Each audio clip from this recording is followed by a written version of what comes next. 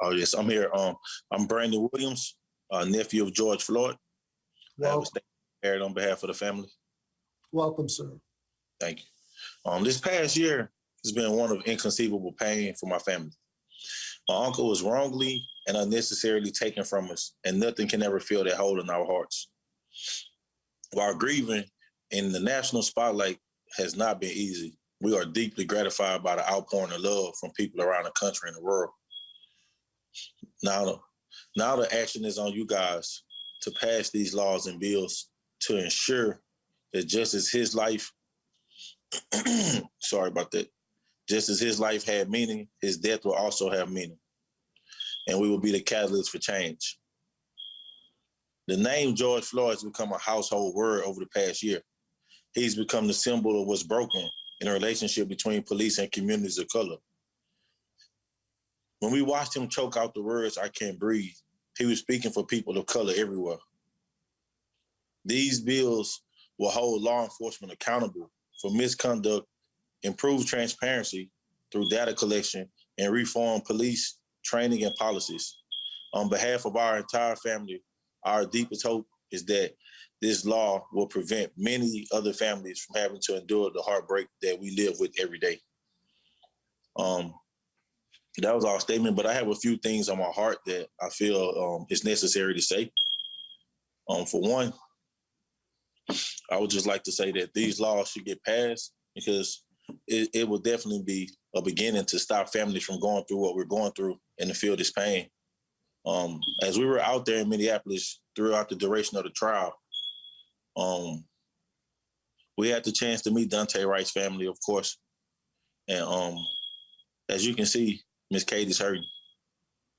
Dante had a child. George Floyd had a child. Those children are scarred. Nothing can heal that, not therapy.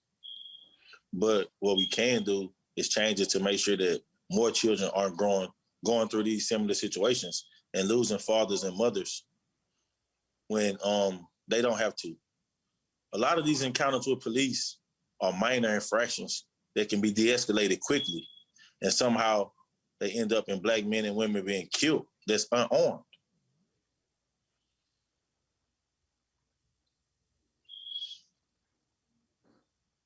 I also feel that whenever it's a mental health call, that police shouldn't come alone.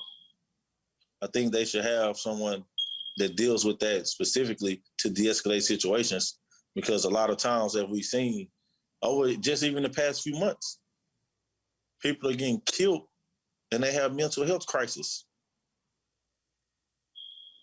when they can be arrested or de-escalated, like oftentimes we see when it's not people of color. You know, we've seen situations where certain people, individuals have taken several lives and they get arrested and detained, handcuffed without a scratch on them. As a Black man, we shouldn't fear encounters with police. We shouldn't have to have talks with our kids to tell them how to encounter police when they're getting pulled over for a simple traffic stop.